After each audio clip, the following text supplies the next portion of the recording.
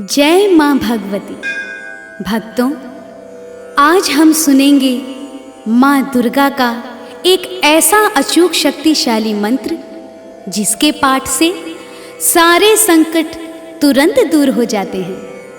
शास्त्रों में भी कहा गया है कि जो व्यक्ति दिन में एक बार इस स्तोत्र का पाठ कर लेता है उसके जीवन में कभी भी कोई परेशानी नहीं आती। इस मंत्र के पाठ से माता शीघ्र प्रसन्न हो जाती है और भक्तों की सभी मनोकामनाएं पूर्ण करती हैं। तो आइए भक्तों, हम सब मिलके इस शक्तिशाली मंत्र का पाठ करते हैं। जय माँ भगवती।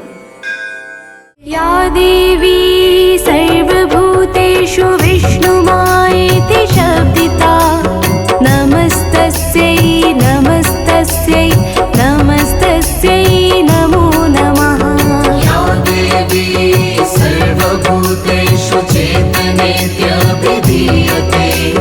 नमस्तस्यै नमस्तस्यै नमस्तस्यै नमो नमः। या देवी सर्वभूतेषु बुद्धिरूपेण संस्थिता, नमस्तस्यै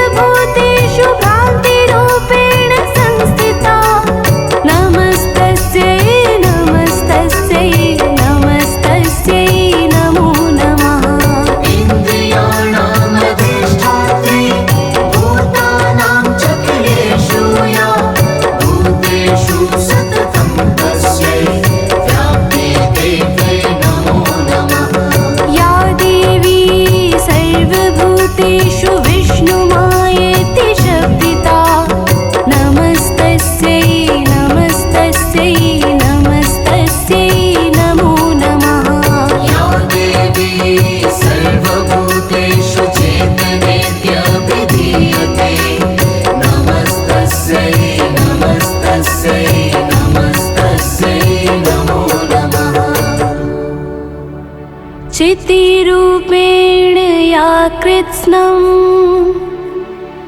एतत् व्याप्य स्थितजगता नमस्तस्यै नमस्तस्यै नमस्तस्यै नमो नमः। या देवी सर्वभूतेषु विष्णुमायेति शब्दिता नमस्तस्यै नमस्तस्यै नमस्तस्यै नमो नमः। या देवी सर्वभूतेषु चेतनेत्यभिधीयते नमस्तस्यै नमस्तस्यै नमस्तस्यै नमो नमः। या देवी सर्वभूतेषु बुद्धिरूपेण संस्थिता नमस्तस्यै नमस्तस्यै नमस्तस्यै नमो नमः। या देवी सर्वभूतेषु नित्यरूपेण संस्थिता नमस्तस्यै नमस्तस्यै नमस्तस्यै नमो नमः। या देवी सर्वभूतेषु शुद्धारूपेण संस्थिता नमस्तस्यै नमस्तस्यै नमस्तस्यै नमो नमः। या देवी सर्वभूतेषु छायारूपेण संस्थिता नमस्तस्यै नमस्तस्यै नमस्तस्यै नमो नमः।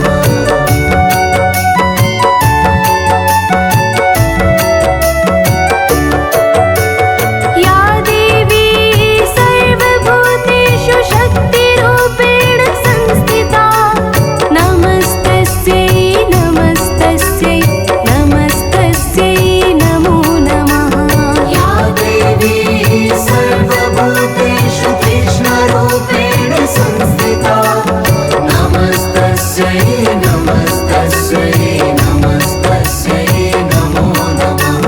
या देवी सर्वभूतेषु क्षान्तिरूपेण संस्थिता नमस्तस्यै नमस्तस्यै नमस्तस्यै नमो नमः।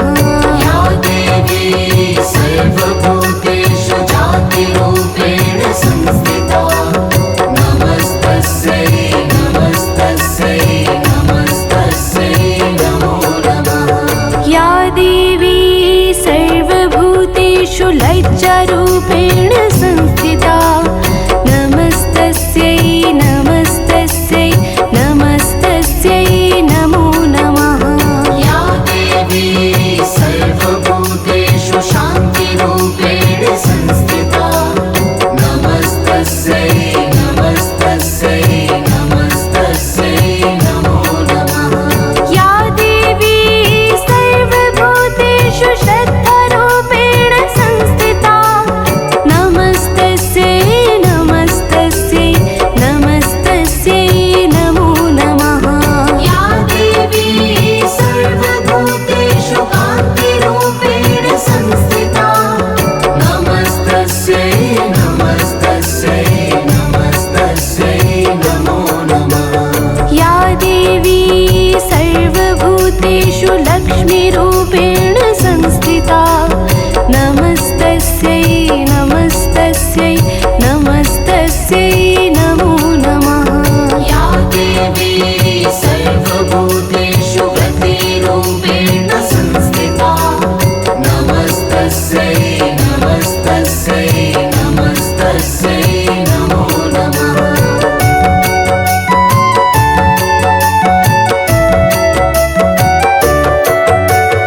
या देवी सर्वभूतेषु स्मृतिरूपेण संस्थिता नमस्तस्यै नमस्तस्यै नमस्तस्यै नमो नमः। या देवी सर्वभूतेषु दयारूपेण संस्थिता नमस्तस्यै नमस्तस्यै नमस्तस्यै नमो नमः। या देवी सर्वभूतेषु तुष्टिरूपेण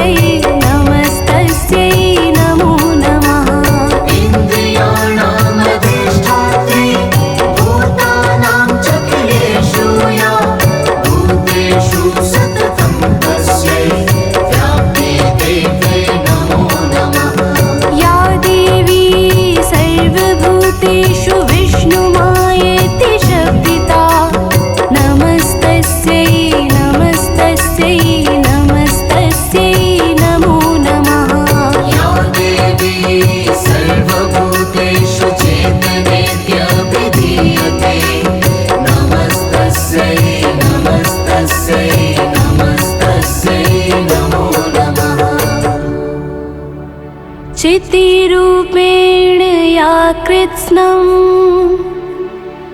एतत् व्याप्य स्थितजगता नमस्तस्यै नमस्तस्यै नमस्तस्यै नमो नमः। या देवी सर्वभूतेषु विष्णुमायेति शब्दिता नमस्तस्यै नमस्तस्यै नमस्तस्यै नमो नमः। या देवी सर्वभूतेषु चेतनेत्यभिधीयते नमस्तस्यै नमस्तस्यै नमस्तस्यै नमो नमः।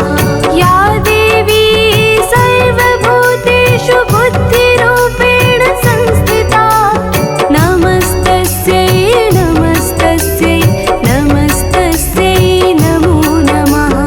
या देवी सर्वभूतेषु निद्रारूपेण संस्थिता नमस्तस्यै नमस्तस्यै नमस्तस्यै नमो नमः।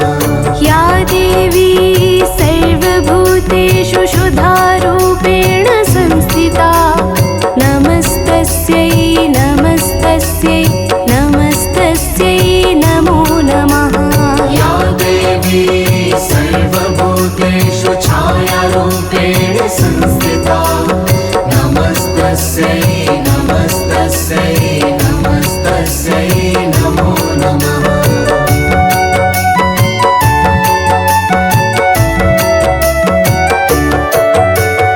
या देवी सर्वभूतेषु शक्तिरूपेण संस्थिता नमस्तस्यै नमस्तस्यै नमस्तस्यै नमो नमः। या